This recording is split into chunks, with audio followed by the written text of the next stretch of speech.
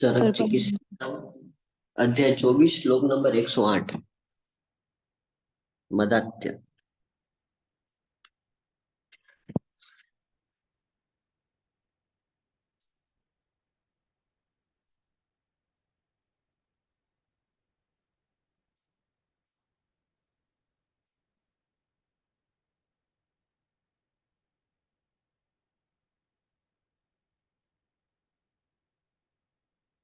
Sir प्रणाम जी।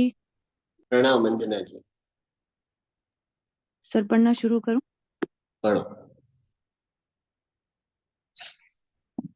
सर्वं मदात्यं विद्या त्रिदोषम् अधिकं तूयं दोषं मदात्ये पश्येत् तस्य आदौ प्रतिकार्येत्। ठीक है, आगे पढ़ो। कफस्थानु पूर्वया च क्रिया कार्या मदात्ये पित्त मारुत पर्यन्तः प्रायेण हि मदात्यः। अब यहाँ पे बताते हैं कि सभी प्रकार के मदात्य जो होते हैं प्रायः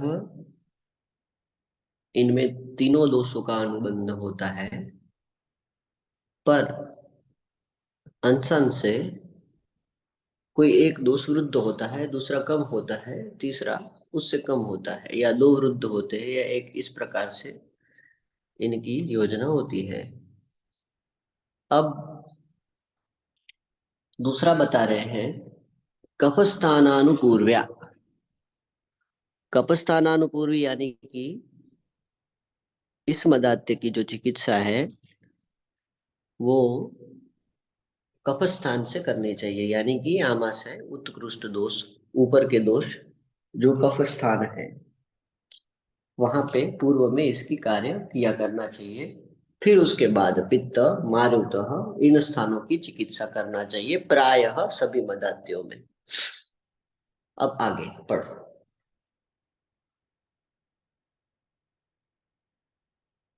मिथ्या अतिहीन पितेन यो व्याधिः उपजायते समपितेन तैनेव स मद्येन उपशाम्यति।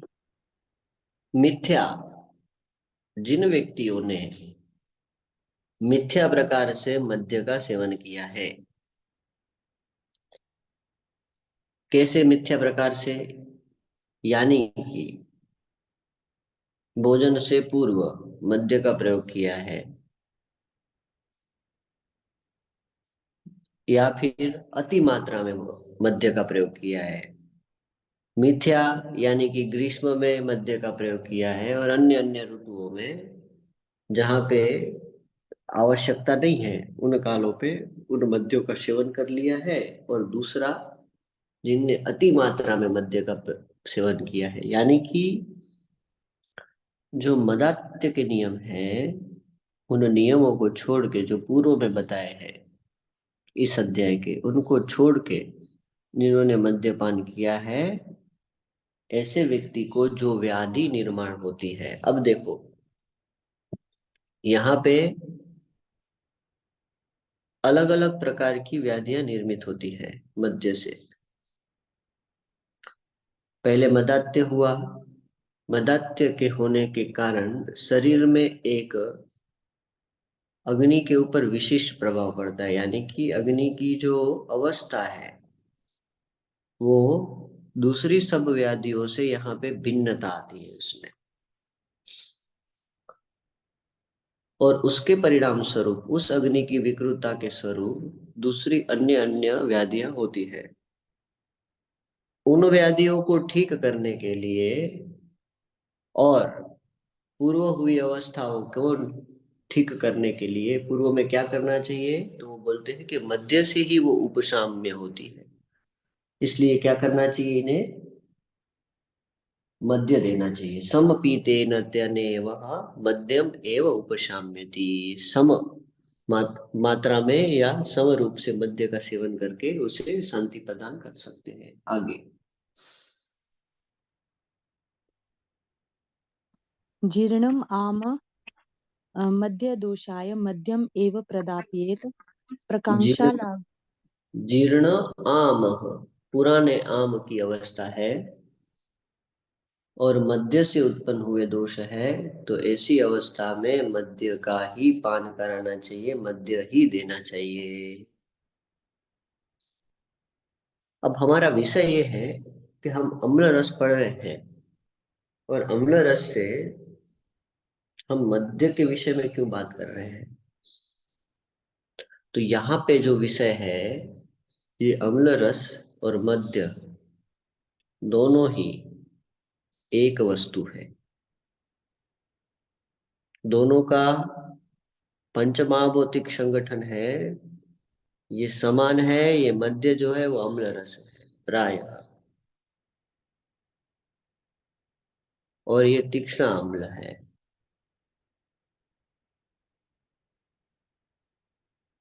अब देखो, अब श्लोक नंबर 112 पढ़ो।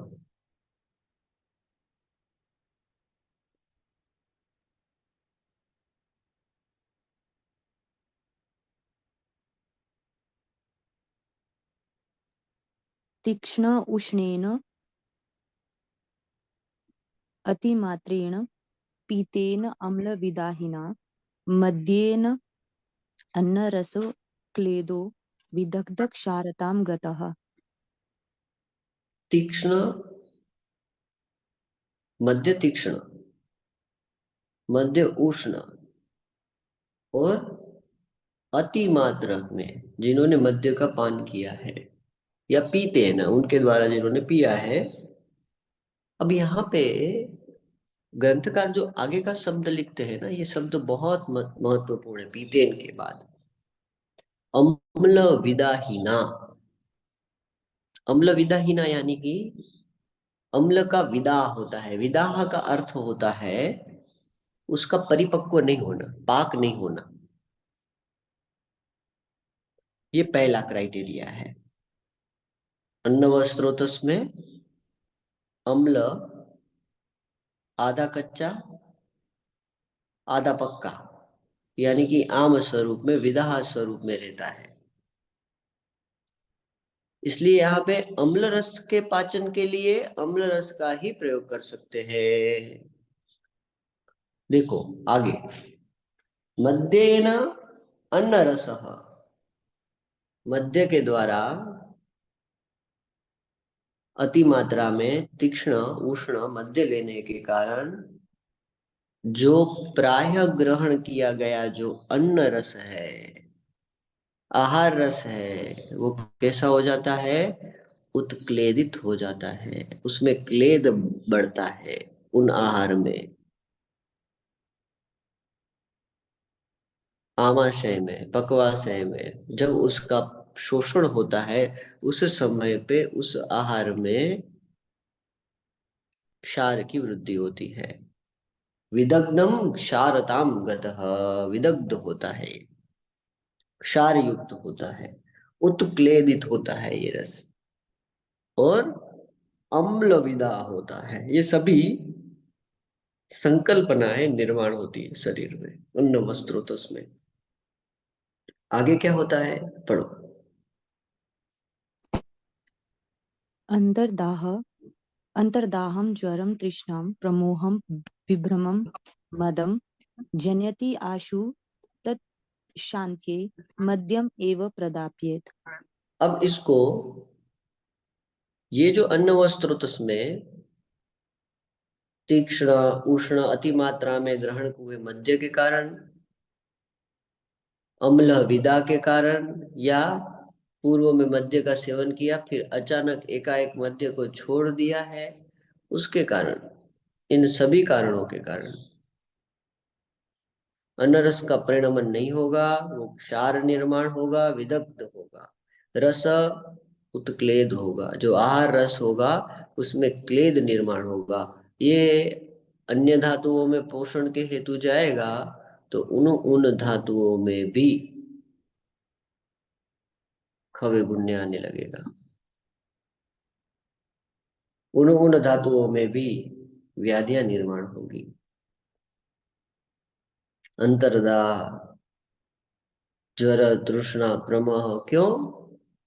विभ्रम, ये सभी आग्नेय, पार्थिव्य और वायव्य युक्त होंगे। इसलिए जो जो स्रोतों में जाएंगे वहां पे ये इस प्रकार की व्याधियों की निर्मित करेंगे। साम पित्त होगा ये, रसयुक्त होगा, पर ये कैसा होगा? तीक्ष्ण उष्ण द्रव होगा ये, तीक्ष्ण उष्ण आम होगा ये, और ये समग्र देह में परिवहन करेगा। जनयंती आसु, इस प्रकार से वो तुरंत इसको निर्माण करता है। तत्शांतये, इसको शांत करने के लिए ग्रंथकार क्या बताते हैं? मध्यम एव प्रदापयेत, उनको भी मध्य देना चाहिए। क्यों? मात्रा पूर्वक मध्य देना चाहिए। अब उसका रीजन बता रहे हैं, पढ़ो आगे। क्षारो हि याति माधुर्यं शीघ्रम् अम्लोपसंहित श्रेष्ठम् अम्लेषु मध्यम च यै गुणैः तान् परं शृणुः। क्षारो ही यान्ति माधुर्यम, माधुर्यम यानी कि जो आहार रस है, वो आहार रस जो परिणाम जन्य आहार रस है, जो शरीर को ब्रूहण करने वाला है, उपचय करने वाला है, पुष्टि करने वाला है, ये संपूर्ण आहार रस जो माधुर्य युक्त होना चाहिए, यानी परम सूक्ष्म आहार है, वो कैसा हो जाएगा? जो भी आहार ग्रहण करेगा वो आहार रस क्षारीय में रूपांतरित हो जाएगा। शरीर में, अन्न व स्रोतस में, अग्नियों की वाहिनियों में, इन सभी केंद्रों में इस प्रकार की एक विशिष्ट पंचमहाभौतिक अवस्था निर्माण होती है, जिसके कारण परिणाम के समय ही वो सभी आहार क्षार में परिवर्तित हो जाता है। यानी कि ऐसी अवस्था में आप कटु दोगे तो वो भी क्षार हो जाएगा, तिक्त रस दोगे पाचन के लिए, धातु का शोष होगा, वो भी क्षार हो जाएगा। कषाय दोगे, धातु का शोषण करेगा, साम रस की निर्मित में भी जाएगा, और वो भी क्षार हो जाएगा। मधुर दोगे वो भी क्षार हो जाएगा, लवण दोगे वो भी क्षार हो जाएगा। कोई रस काम नहीं आना है। और सभी आम जनित अन्न रस समग्र देह में जाके व्याधि निर्माण करता है। तो यहाँ पे आगे की लाइन में क्या लिखा है? शीघ्रम, शीघ्रम यानी कि तुरंत, अम्लोप सहित आहार का प्रयोग करना चाहिए, यानी कि आहार में नींबू डाल के दो, टमाटर डाल के दो, कोकम दो, खट्टी चीजें जितनी भी है, इमली दो, इमली का रस दो, तुरंत वो क्षार होना बंद हो जाएगा। श्रेष्ठम अम्लेषु मध्यम,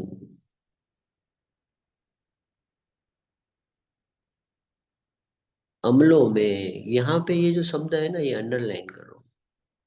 इस व्याख्यान में ये महत्वपूर्ण शब्द ये है। श्रेष्ठम द्वितीय एक वचन है, अम्लेषु सप्तमी बहुवचन है। सभी प्रकार के अम्लों में मध्य जो है वो श्रेष्ठ है। समझ में आया? यानी कि हम जितने भी प्रकार के, देखो, चरक, सूत्र स्थान अध्याय 27।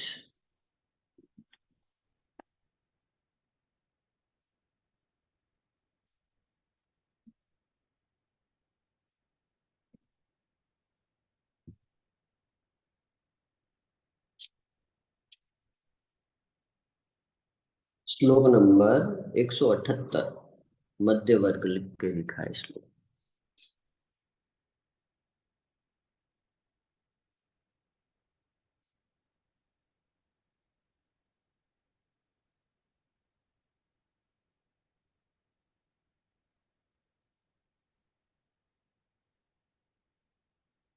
ये सभी प्रकार के जो रेफरेंस जो मैं आप लोगों को बता रहा हूँ, इन रेफरेंसों को संग्रह करके रखिए अम्ल रस के लिए।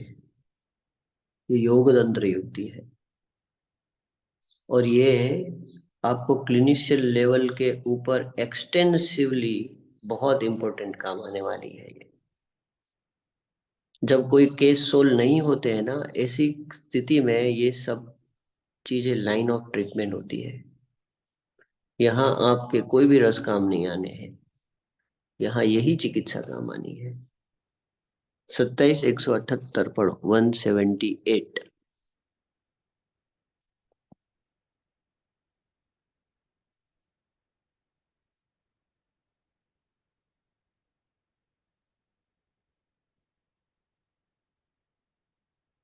अथ मध्यवर्गः प्रकृत्या मध्यम अम्लो उष्ण अम्लं च उक्तविपाकतः सर्वं सामान्यः तस्य विशेष उपदेक्ष्यते। प्रकृत्याः, प्रकृत्याः यानी कि मूलभूत स्वाभाविक, जो मूल है तत्व है उसके अंदर का। मध्यम अम्ल, अम्ल उष्ण अम्लम च उक्तम विपाकतः, उसका रस भी अम्ल है और इसका विपाक भी अम्ल है। ये दूसरी संहिताओं में इसका उल्लेख नहीं है, पर अग्निवेश ने इधर इनका उल्लेख किया है। मध्य उष्ण है, रस में अम्ल है और विपाक में भी अम्ल है, यानी कि जब उसका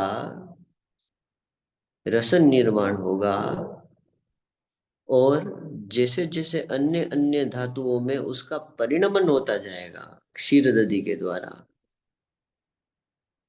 तो वो शरीर के स्रोतसों में, शरीर की वाहिनियों में पार्थिव और आग्नेय अंश को बढ़ाता जाता है परमाणु स्तर पर। जैसे जैसे पाचन होता जाता है वैसे वैसे शरीर के अंदर पार्थिव आग्नेय को ब्रेकआउट करता जाता है। देखो, सुश्रुत सूत्रस्थान अध्याय 40।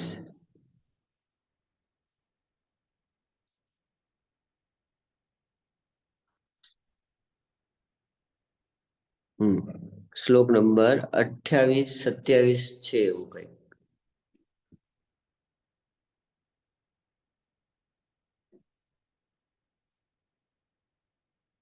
हम्म 14 15 जो।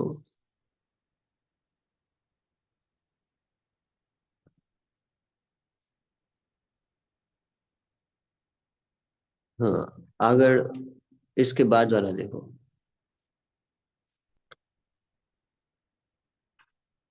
आगे। ये अध्याय पूरा ही अद्भुत है। आगे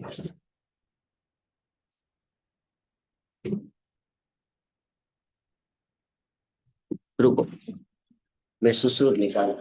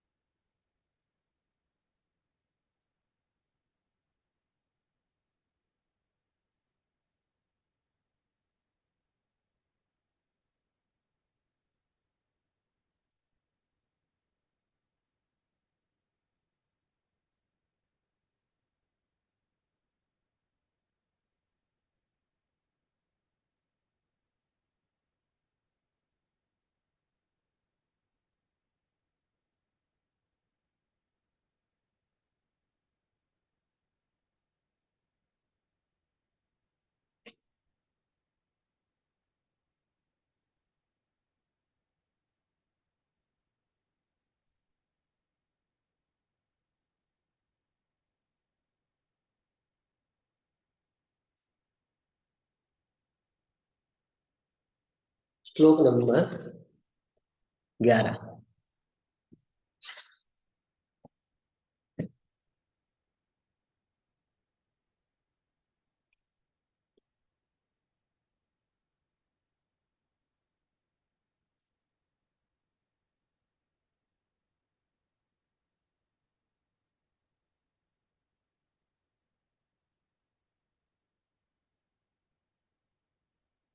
सर पढ़ो। पढ़ो। भवन्ति च अत्र द्रव्येषु पच्यमानेषु येषु अम्बुपृथ्वीगुणाः निर्वर्तन्ते अधिकाः तत्र पाको मधुर उच्यते। द्रव्येषु, द्रव्यों में, कैसे द्रव्यों में? पच्यमानेषु, यानी कि जिनका पाक हुआ है, और अब वो पाक होने के बाद प्रायः सभी द्रव्यों में परिवर्तन आना प्रारंभ होता है, महाभौतिक परिवर्तन आता है। तो यहाँ पे ग्रंथकार बताते हैं जो द्रव्यों में पाक होने के बाद, कौन से प्रथम अवस्था होने के बाद उसमें जो परिणमन होता है, और जो द्रव्य येषु अम्बु पृथ्वी गुणाः निवर्तन्ते, मतलब छोड़ते हैं शरीर पे, फेंकते हैं। कौन से? जल और पार्थिव गुण शरीर में जो छोड़ते हैं, आगे आगे आगे, तत्र वो जो सभी रस है उसका पाक मधुर होता है, उसे मधुर पाकी कहते हैं। आगे। तेजः अनिल आकाशगुणाः पच्यमानेषु येषु तु निर्वर्तन्ते अधिका तत्र पाककटुक उच्यते। और जो तेज और अनिल महाभूत को छोड़ता है पच्यमान अवस्था में, यानी कि जब जब आगे आगे का परिणमन होता जाता है, जैसे जैसे उसका स्रोतों में जब तक उस अणु का समग्र देह में परिणमन नहीं होगा, तब तक वो देह के अंदर तेज और अनिल और आकाश गुणों को रिलीज करेगा। ये कटुक विपाक होता है। और अम्ल क्या होता है? जो शरीर के अंदर पार्थिव्य और आग्नेय अंश को हर क्षण पच्यमान अवस्था में रिलीज करता है, जब तक अंतिम परिणामन नहीं होता। ये शरीर की फार्मोडायनेमिक्स है, आयुर्वेद की फार्मोडायनेमिक्स है। ये इस प्रकार से समग्र देह में गति करता है। प्रत्येक रस अपने अपने विपाक के आधार पर, परिणमन के आधार पर इन इन द्रव्यों को विस्तृतीकरण करता है। अब सूत्र स्थान अध्याय 27 में आओ।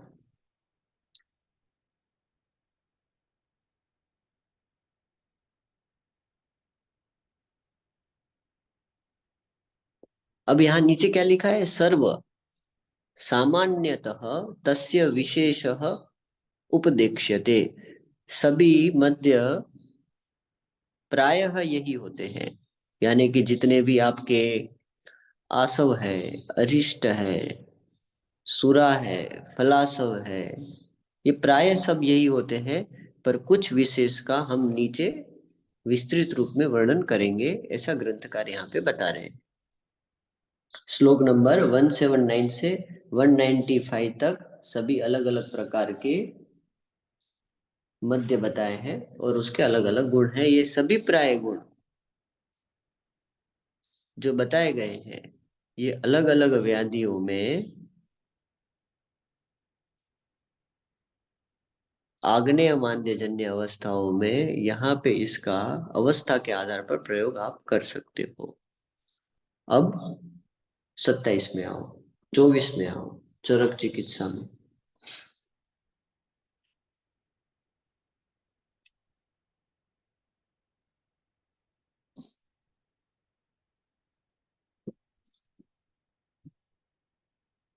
एक 114।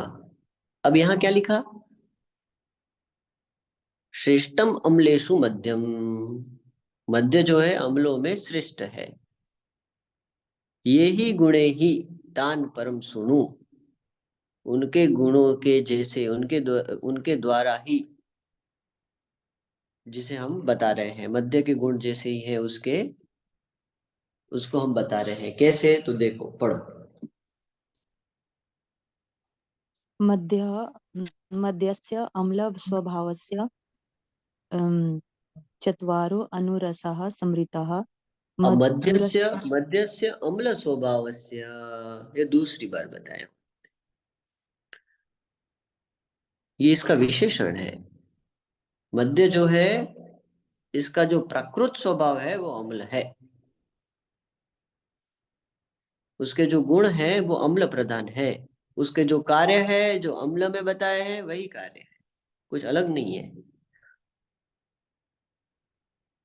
चत्वारा अनुरसा स्मृता, जो उसके अनुरस में दूसरे रस भी आते हैं। लवण को छोड़कर मधुर कषाय तिक्त कटुकाः एव च। और प्रत्येक व्याधि में इस रस का प्रयोग ग्रंथकारों ने अलग अलग अवस्थाओं के आधार पर, भिन्न भिन्न अवस्थाओं के आधार पर किया है।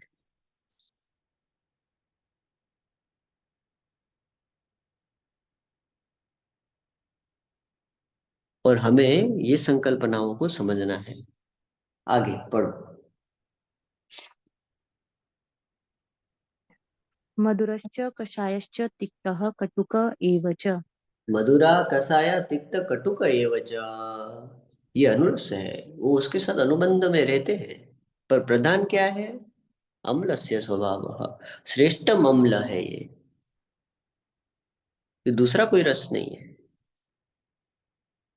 आगे।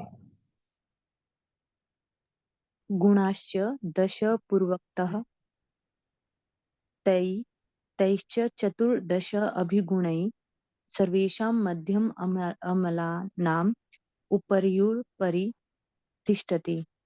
समझ में आया? जो ऊपर 10 गुण बताए हैं मध्य के, वही गुण कोई अम्ल रस धारण करता है।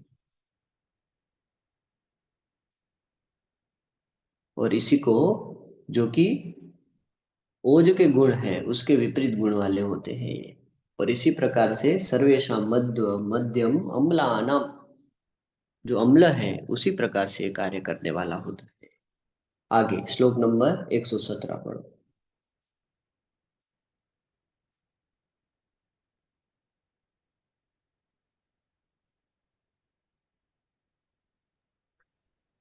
मद्य उत्क्लिष्टेन दोषेण रुद्धः स्रोतसु मारुतः करोति वेदनां तीव्रां शिरस्य अस्थिषु सन्धिषु। अब यहाँ पे बताते हैं कि मध्य उत्कृष्टेन। अब यहाँ पे दो संप्राप्ति समझना है हमें, दोनों प्रकार की संप्राप्ति जहां पे हम अम्ल रस का प्रयोग कर सकते हैं, इसकी एक फिजिक्स को समझना है। शरीर के अंदर किस प्रकार से वो संगठनात्मक परिवर्तन लाता है शरीर के अंदर। एक गुल्म की, एक मदात्य की, और एक राज्य क्षमा की। गुल्म में ये अनवह स्रोतस में रिलैक्सेशन देता है। राज्य क्षमा में ये रस को सूक्ष्म बनाता है। और यहाँ पे ये स्रोतसों के बंधारणों को, समग्र देह के स्रोतसों के बंधारणों को इंफ्रैक्ट करता है, यानी कि खोलता है। ये वातज मदाध्य में बताया, ये 3 प्रकार की प्रक्रिया करता है। ये प्रायः सभी अम्ल रस करते हैं। मध्योत्क्लिष्टेन दोषेण रुद्धः स्रोतसुः मारुतः। अब जहां पे मध्य के कारण दोषों का उत्क्लेशन हुआ है, उत्क्लेशन हुआ यानी कि जो ऊपर बताए हैं, पित्त का विदा हुआ है, अन्नव स्रोतस में आम की निर्मित है, साम पित्त की निर्मित है, उत्क्लेतिक रस है, या तो क्षारीयता निर्माण हो रही है। प्रत्येक रस में से क्षार निर्माण हो रहा है। मधुर से क्षार हो रहा है, लवण से क्षार हो रहा है, कटु तिक्त कषाय से क्षारीयता निर्माण हो रही है, अन्य धातुओं का पोषण नहीं हो रहा है। इसका परिणाम क्या हो रहा है? स्रोतसों के अंदर अवरोध उत्पन्न हो रहा है। यानी कि वहां वहां वो स्रोतसों में पोष्य भाव ना जाने के कारण उन स्रोतसों में संकुचन होके वो स्रोतस बंद हो जा रहे हैं। जैसे किसी को आप लंबे समय तक आहार नहीं दोगे तो उनकी नाड़ियां सूख जाती है, फिर उसके अंदर वहां पे द्रव जाने वाले भाग सब अवरुद्ध हो जाते हैं, अब वहां कोई प्रवेश नहीं कर पाता है रुक्षादि गुणों के कारण। आवरणजन्य रुक्षादि गुण होता है। यहाँ पे किसका आवरण होता है? श्लेष्म का नहीं होता, क्षार का होता है, उत्प्रेरक रस का होता है, सामपित्त होता है, विदाह होता है। इसके आवरण के स्वरूप अन्य धातुओं के स्रोतसों में बंद हो जाता है और पोष्य भाव बंद हो जाते हैं। हमारा एक पेशेंट था, दोनों पार्श्व में तीव्र शूल था। अब ये जो पेशेंट था, इसने लंबे समय तक अति मात्रा में मद्यपान किया है, यानी कि सुबह उठते ही वो मद्य का सेवन करता है, दिन भर ऐसे मद्य पीता है अति मात्रा में। जो मदात्य की जो तीसरी अवस्था है, उस अवस्था के स्तर को उन्होंने वो किया। फिर कुछ कारणों से उन्होंने वो मद्य को छोड़ दिया। अब क्या हुआ? अब जो आहार ग्रहण कर रहा है, वो आहार रस पोषण ना देके क्षारता में निर्मित होता जा रहा है। धीरे धीरे शरीर कृष्ण होता गया, दौर्बल्य आता गया,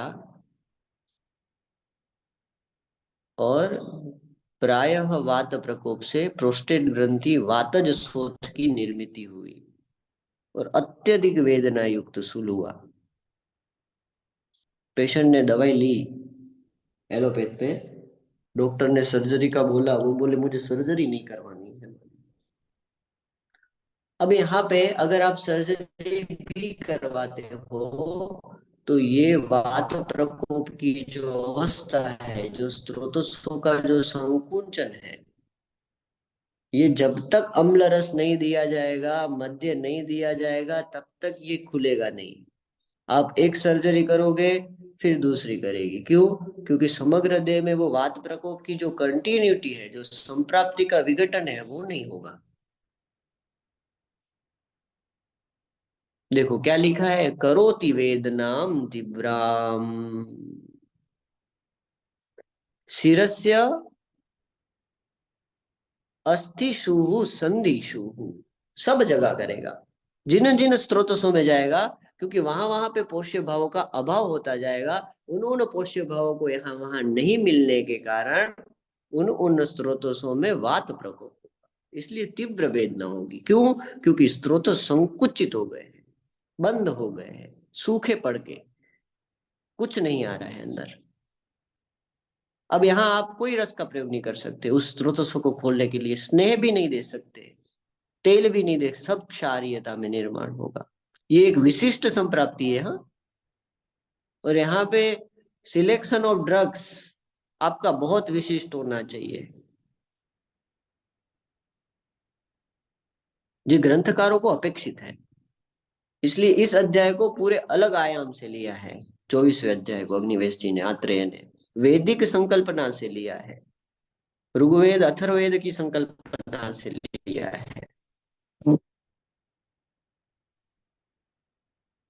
देखो अब आगे पढ़ो।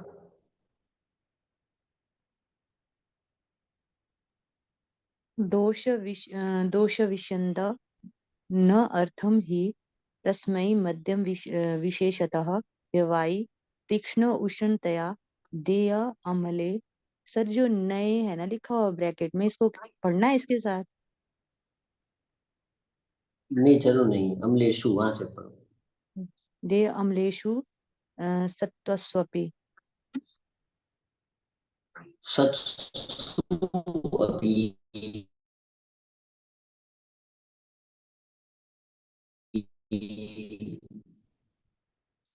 दोष विस्यंदनार्थम, दोष का विस्यंदन करने के लिए तस्मै ही मध्यम विशेषतः, उसे विषय नहीं होगी, क्यों? व्यावाय अब यहाँ पे वापस ग्रंथकारों ने, हेलो, मेरा सर आवाज, आवाज आवाज बहुत कट रहा है सर आपका। अच्छा, कब से कट रहा है? सर इसके पहले से ही जब आप मध्य का बता रहे थे कि अगर पेशेंट में सोडियम रस देंगे तो वो वर्क नहीं करेगा उस पर, सर वहां से। ठीक है, जी। तो यहाँ पे ग्रंथकार क्या बता रहे हैं, अभी आ रहा है ना? हाँ जी जी सर, सर, अभी आ रही है, आ रही है। कि दोष विस्यंदनार्थम, दोषों के विस्यंदन के लिए यहाँ पे मध्य का ही प्रयोग करना पड़ेगा। और अब आगे की लाइन में जो वाक्य लिखा है ना, ये बहुत इंपॉर्टेंट है। व्यवाय तीक्ष्ण उष्णतया मध्य नहीं दे सकते, देयम अम्लेषु, अम्ल रसों का प्रयोग करो, तीक्ष्ण अम्ल का प्रयोग करो। समझ में आया? आमल की के चूर्ण को आमल की के स्वरस की भावना देके, 21 भावना देके तीक्ष्ण अम्ल निर्माण करो।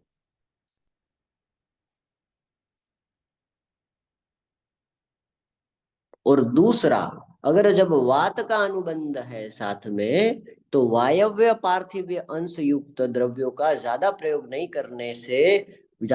करने से व्याधि में वृद्धि होती है। तब ग्रंथकार दूसरा टप्पा दे रहे हैं इसमें। देखो, श्लोक नंबर 119 पढ़ो। स्त्रोतो विबंध अनुमद्य मध्यम मारुत मारुतस्य अनुलोमनं रोचनं दीपनं च अग्नि अभ्यासात् सात्यम एव च। अब देखो, ये अम्ल रस में भी बताया, स्त्रोतस्सों के विबंध को, कौन से? वातिक विबंध को, संकुचित विबंध को, और उसके साथ उन वात के संकुचन के साथ जो दूसरे अन्य अन्य प्राकृत धातु के भाव उसमें आश्रित होके जो पड़े हुए हैं, उनका विबंध को मध्य दूर करता है और समग्र देह के परमाणुओं को नीचे की तरफ गति करके लेके आता है। वहां क्या बताया? वातस्य अनुलोमनम। यहाँ क्या बताया? मारुतस्य अनुलोमनम। वो अनुलोम करता जाता है, रुचन है, रोचि करता है, दीपन करता है। दोनों प्रक्रियाओं को हमने देखा। आहार में रुचि लाता है, दीपन लाता है। च अग्ने है अभ्यासात, सातवें हुए वच, अग्नि के अभ्यास के लिए ये सातवें है अम्ल रस। और जिसने मद्य का सेवन किया है उसके लिए मात्रा पूर्वक मद्य दिया, वो भी साथ में है। आगे पढ़ो।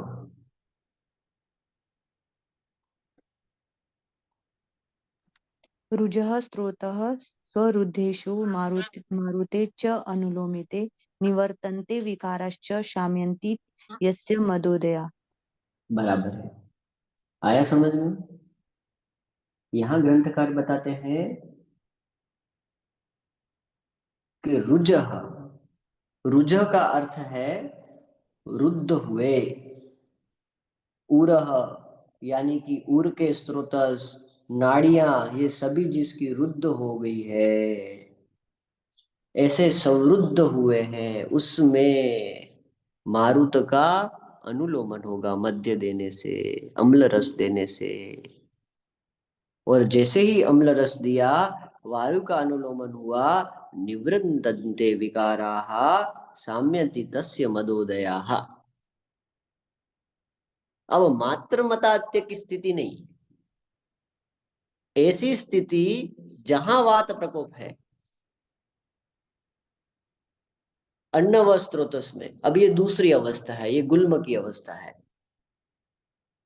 जिसमें कटु तिक्त कसाय रस का सेवन नहीं कर सकते हो। ग्रंथकार निर्देश देते हैं वहां पे। ये जो सभी अध्याय है ना चिकित्सा शास्त्र के, ये अध्याय भले ही अलग अलग लिखे हैं, पर ये सभी कंटिन्यूटी में चल रहा है। एक अवस्था के बाद दूसरी अवस्था, दूसरी अवस्था के बाद तीसरी अवस्था। उपक्रम आपको उठाने हैं अलग अलग स्थान से। कहीं के घृणी के उपक्रम चलेंगे, कहीं अर्श के चलेंगे। व्याधि कोई भी हो, रसों के प्रयोग के उपक्रम है ये अलग अलग स्थान पे। इसलिए मधुर रस की जो संकल्पना हमने देखी, तो वहां तृष्णा में उसका उपक्रम है, तो वही उपक्रम मधुर रस का अग्निदीप्ति के बाद ग्रहणी में है। इसी प्रकार से ग्रंथकारों ने इसको अलग अलग स्थान पे प्रसंग तंत्र युक्ति बोलते हैं इसको, उसके आधार पर उसको यहाँ पे फिक्स किया है, फिक्सेशन किया है। देखो आगे का श्लोक पढ़ो।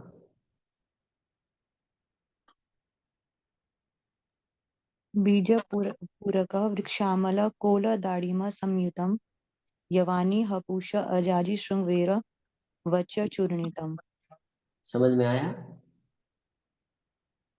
यहाँ पे बीज पूरक यानी कि बीजोरा, रुक्षाम्ल, कोल, बेर होते हैं ना छोटे वाले खट्टे वाले, दाढ़ी में संयुक्तम, सभी खट्टी चीजों के रस का प्रयोग करने को बोला है। सभी अम्ल रस का प्रयोग है। समझ में आया?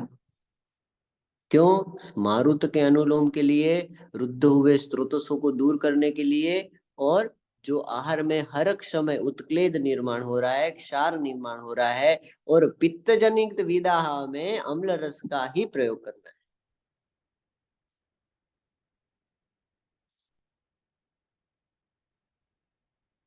दोनों अवस्था में। इस पेशेंट को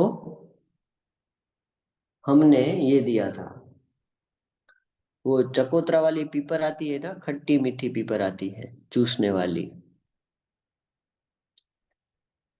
ये चकोतरा पीपर मधुर और अम्ल होती है, प्रायः बलवान मधुर होती है, साथ में अम्ल रस होता है। वो दिया भोजन के अंदर, दाल के अंदर आमलकी का चूर्ण डाल के दिया, थोड़ा सा दाड़िम दिया, थोड़े सा नींबू डलवाए 2-3 ड्रॉप्स। धीरे धीरे वात का अनुलोमन होता गया। 4 दिन के अंदर प्रोस्टेट का जो सूल था वो ठीक हो गया। इसमें ग्रंथकारों ने लिखा है कि मधुरा अम्ल युक्त द्रव्यों का प्रयोग करना है। कब? जब वातिक मदात्य है।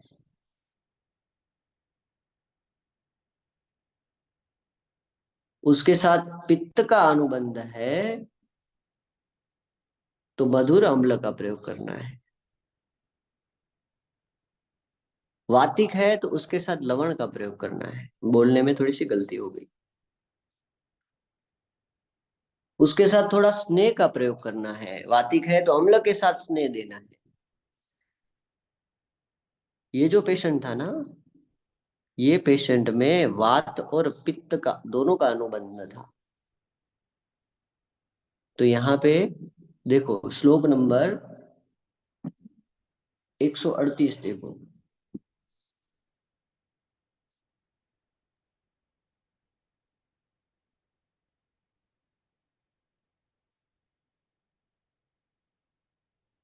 वन 138।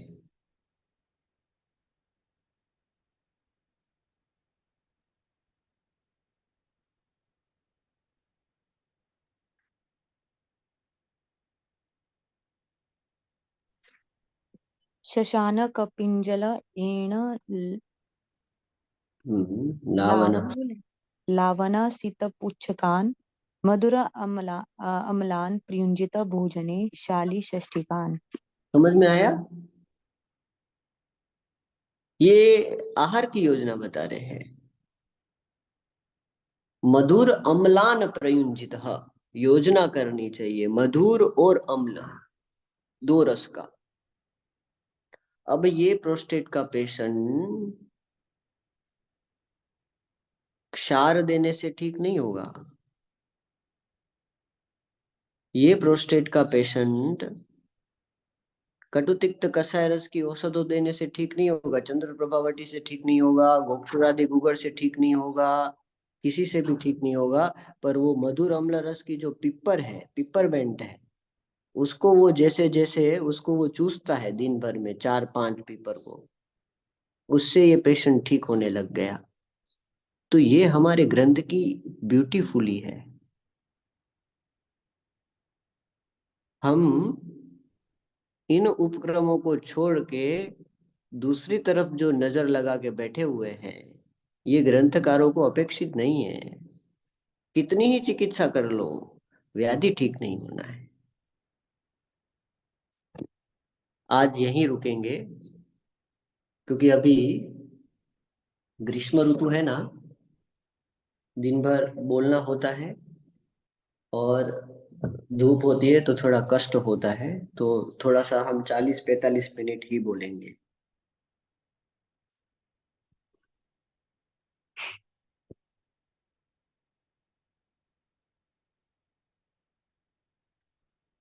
कल दूसरा लेंगे विषय, गुल्म लेंगे और राज्य क्षमा, ये दोनों को समझेंगे, अम्ल रस का प्रभाव।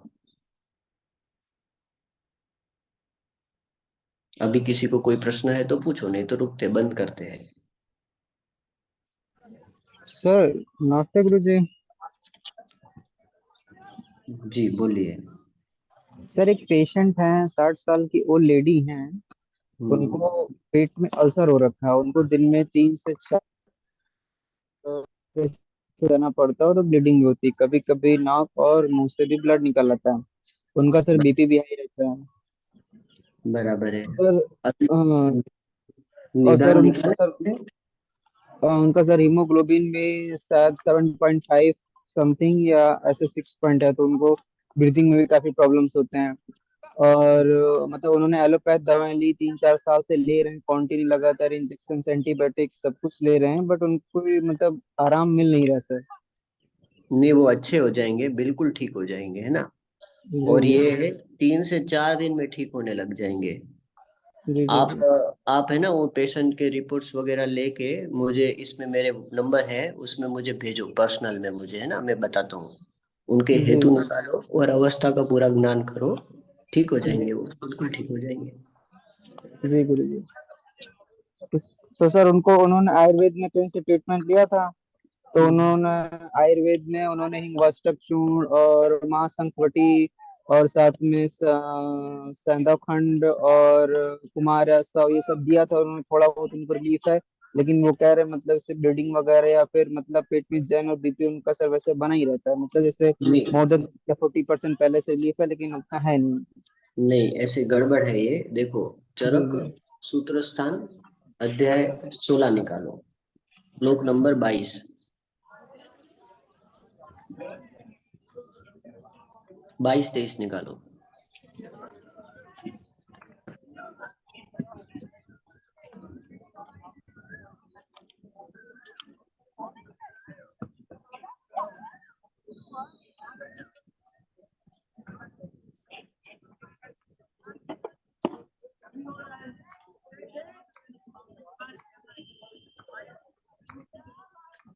पढ़ो।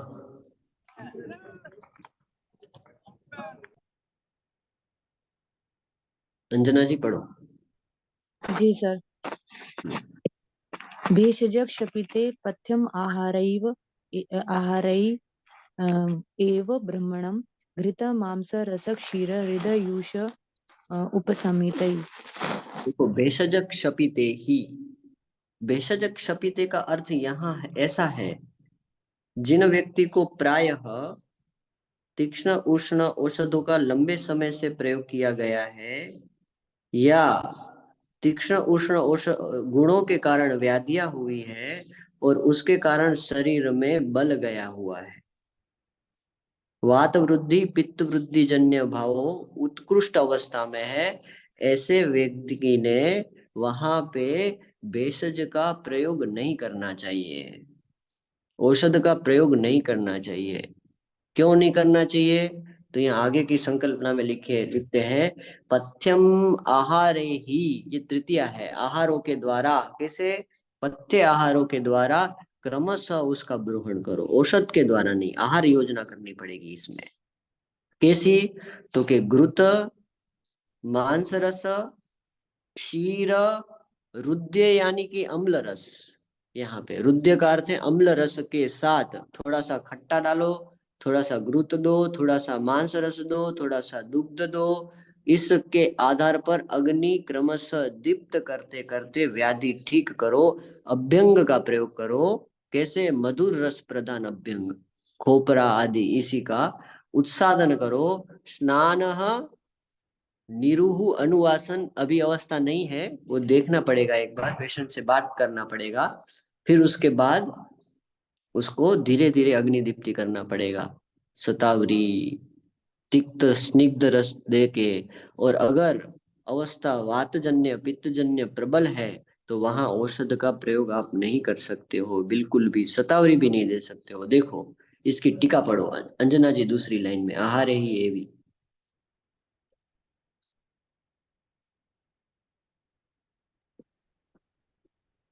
आहारै एव इति एव एवावधारणे तेन भेषजेन ब्रह्मणं निषेधति।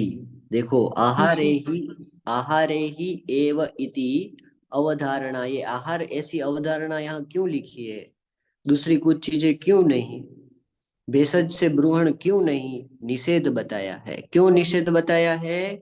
तो आगे की लाइन में लिखा है, पढ़ो। भेषजस्य वीर्यप्रधानस्य तदा दुस्सहत्वात्।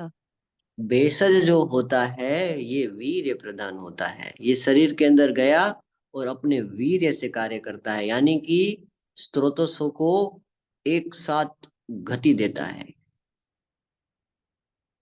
और ये गति जो होती है ना वीर्य की, ये गति सहन करने के लिए शरीर सक्षम नहीं होता है, और वहां से वापस हीमोरेजिक ब्लीडिंग बाहर आता है, इन्फ्लुक्ट होके बाहर आता है। इसलिए जितनी भी औसत चल रही है पहले तो वो सब बंद करो। समझ में आया? जी जी जी सर, जी। that's right.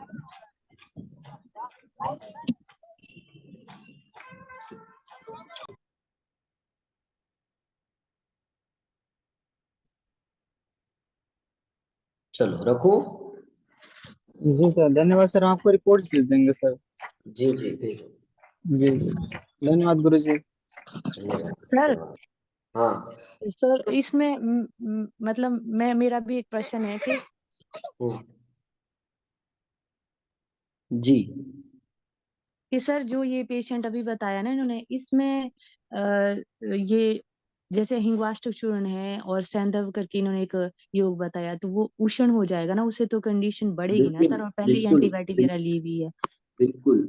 इसीलिए अभी मैं है ना इनसे बात करूंगा पेशेंट से एक बार, जी। क्योंकि विधि शोणित अध्याय में ग्रंथकारों ने बहुत ही अद्भुत संकल्पना लिखी है।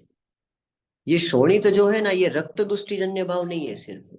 ये शोणित जो है, ये जो स्त्रवीकरण होने वाला शोणित है, उसके अंदर सभी चीजें होती है, रस भी होता है, दुष्ट रस भी होता है इसमें। जी सर, हमने भी उनको ये बताया था, मतलब जिन वैद्य से, मतलब जिनसे भी दवा ली थी, तो हमने बोला था कि आप मतलब दवा मत लीजिए, क्योंकि ये आपको लड़ वर्जित लेनी है। आप जो लोगे तो चीजें बढ़ेंगी घटेंगी, आपका बीपी ऑलरेडी बढ़ेगा। तो उन्होंने कहा नहीं भैया, हमको आराम है, आप में मतलब अभी फिर आप जब वो बताइए, तो हमने कहा ठीक है, देखिए हम पूछ के फिर बताते हैं। ये रक्त का जो है ना, एक वॉल्यूम बढ़ जाता है शरीर के अंदर। वॉल्यूम यानी कि क्वांटिटी बढ़ जाती है, उसकी मात्रा से ज्यादा बढ़ जाती है। अब यहाँ पे देखो दूसरा एक उपक्रम बताता हूँ। चरक सूत्रस्थान अध्याय 24 देखो। यहाँ कुछ काम नहीं आता है। श्लोक नंबर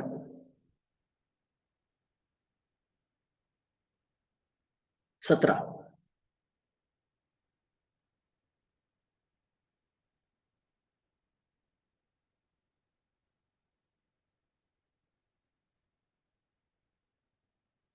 पढ़ो। शीत उष्ण स्निग्ध रुक्ष आद्यै उपक्रांताश्च ये गदाः सम्यक् साध्या न सिद्ध्यन्ति रक्तजा तान् विभावयेत्। अब यहाँ पे ग्रंथकार ने सीधे शब्दों में लिखा है कि शीत, उष्ण, स्निग्ध, रुक्ष, गुरु, पिच्छिल कोई भी गुणों के विपरीत चिकित्सा करने से, समझना हाँ। आत्रेय ने पूरे 10वें, 11वें, 12वें अध्याय तक, 13वें अध्याय तक कंटिन्यूस यही बात करी है कि विपरीत गुणों की चिकित्सा करने से व्याधि ठीक होती है, व्याधि ठीक होती है। और यहाँ पे एक श्लोक और डाल रहे हैं कि यहाँ पे विपरीत गुणों की चिकित्सा करने से व्याधि ठीक नहीं होती है। दोषों के विपरीत गुणों की चिकित्सा करने पर भी व्याधि में उपशय प्राप्त नहीं होता है। व्याधि अगर सम्यक साध्य है तो भी नहीं होती। असाध्य की बात नहीं कर रहे हम, साध्य व्याधि है तो भी ठीक नहीं होती है। तो ऐसा क्या परिवर्तन आता है रक्त के अंदर? वो रक्त अपना महाभौतिक संगठन बदल चुका है, उस महाभौतिक संगठन को पुनः प्राकृत स्थापित करना पड़ता है।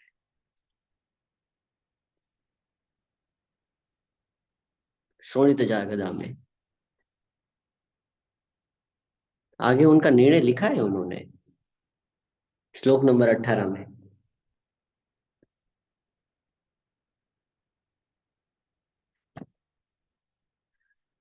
क्रियासु रक्त पित्त हरि ही श्रोणित रोगेशु। और रक्त पित्त हरि क्रिया का अर्थ यहाँ क्या है? जो निदान स्थान में रक्त पित्त के जो निदान बताए हुए हैं, उस निदान में उन्होंने अंतिम 2 लाइन में लिखा है कि जो रक्त पित्त जो होता है, ये रक्त पित्त में ये सब निदान तो सेवन किए ही है, पर रक्त पित्त में ऐसा कौन सा बदलाव आता है कि जो रुक्षादि गुणों से ठीक नहीं होता है, तो वो बोलते हैं वहां पे कि उसका जो वॉल्यूम है वो बढ़ जाता है, शरीर के अंदर जितना होना चाहिए उससे ज्यादा हो जाता है। आज कृतिका जी नहीं आए हैं? हाँ आज नहीं है, नहीं तो उनका एक केस था। है सर, है सर। नहीं आए हैं आज। चलो रुकते हैं।